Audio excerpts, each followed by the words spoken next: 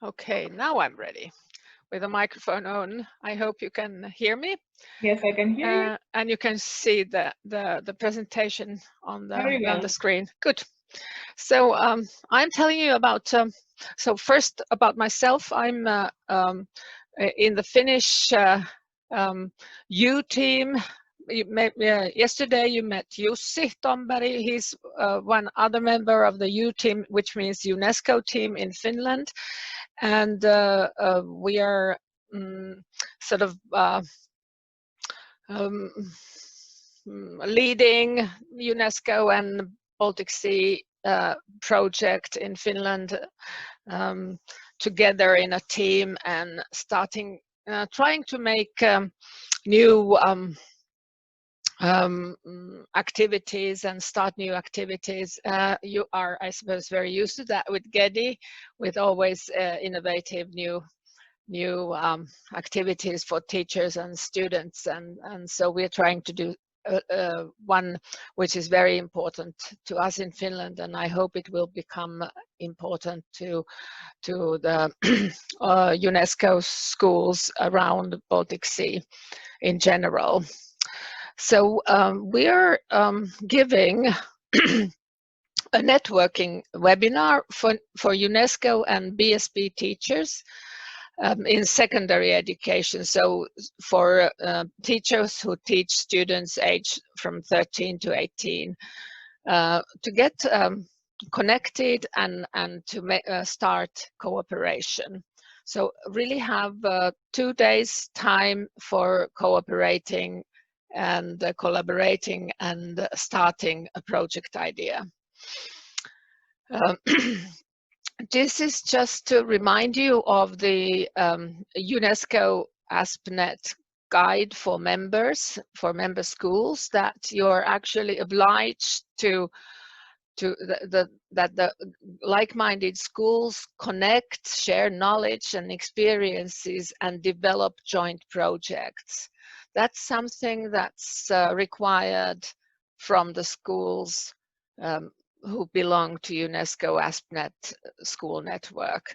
So it is actually in the member guide, and this is something we want to very strongly stress in our future activities, so that it's not only a few teachers or a few students who can take part in camps or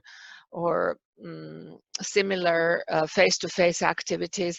And of course, at this time of COVID, we don't know, it may be all year or even next year that we are not allowed to travel with the students and meet face-to-face. So we have to find ways to work together, do things together, even if we work separately.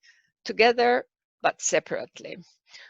The goal for the webinar is to help BSP teachers from different countries in Baltic Sea area to connect and share ideas, and to connect and share ideas in order to start learning projects. Some kind of similar projects. GEDI is starting with, for example, bioplits and iNaturalist and so on. So, for example, observing nature, but also other aspects of our shared culture, cultural heritage, our shared history, and so on. So not only nature and environment, but also the culture and history around the Baltic Sea countries around the Baltic Sea. So we want to engage students in international collaboration and building of a sustainable future. But of course, first we need to have teachers who are willing to start collaborating. These are the three focus thematic areas in UNESCO schools network, and these are also the focus areas in our networking webinar. so global citizenship and culture of peace and nonviolence, which means in this case social and economic sustainability, our shared history, social structures and democracy in the countries surrounding Baltic Sea. So comparing these features of our societies. Second one is sustainable development and sustainable lifestyle. So that means protection of the Baltic Sea, nature observations and climate change in the area surrounding Baltic Sea. So focusing on the nature and environmental issues. And the third one is very important as well. So it's about intercultural learning and the appreciation of cultural diversity and heritage. So the diversity of languages spoken and learned, literature, arts and crafts, cultural heritage and cultural sites, and living cultural heritage. So maybe creating our own cultural heritage.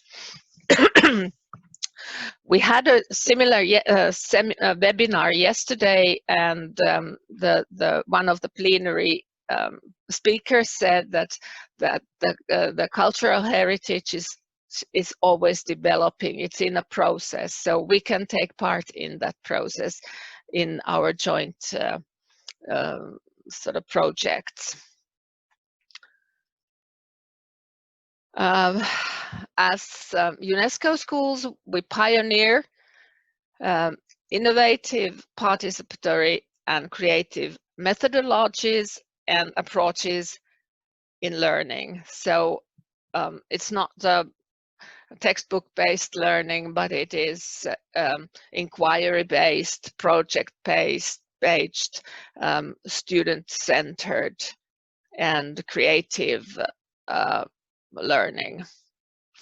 And we want to transform education systems and policies. So this is also from straight text from the member guide of the UNESCO ASPNet schools. So it's not my idea, even though I totally agree with this. And now the concrete basic info about the days are Tuesday and Wednesday, 27th and 28th of October, so in a month or so, and it's in the afternoon. So the time is Central European time. So in Estonia and in Finland, it's an hour later. So for you, it's from 3 o'clock to 6 o'clock in the afternoon. Or in the evening. So this is the Central European time. It will take place in Teams surroundings. It's a bit like this, was this Zoom or Meets, or, well, anyway, they are all very much the same. The logic, the logic behind them is the same, and almost the different tools are the same as well. You can already register. There is the link to the registration, and if you have your mobile phone there, you can read the QR code, and it will take you the registration form immediately. We already have 17 registrations from Finland and Russia and Lithuania and Estonia, but we would like to have about 30 teachers altogether. So we're really looking forward. Estonia, not so many teachers yet from Estonia, so we would really like to have a few more. So if you're interested, please register. You can straight take the QR code from the presentation, and I sent this presentation to with the QR code. Actually, Gedi has it already, but without the QR code, so you can start. I must say that we had yesterday a similar one teacher from Estonia called Lily. I can't remember her last name, but she took part, and we created 4 projects with each one having 4 members, teachers, participating teachers. So it's 4 classes, and they were really interesting, and the projects have been registered already, and they're going on, and the timetable has created, and we did that all online. So the teachers hadn't met each other before, but during the 2 days, 2 afternoons, they got connected and found themes they wanted to share, and one is about nature observations, one is about making art of recycled materials and waste, and one is about languages, about and languages combined in eco-social aspects. That was for a bit older students.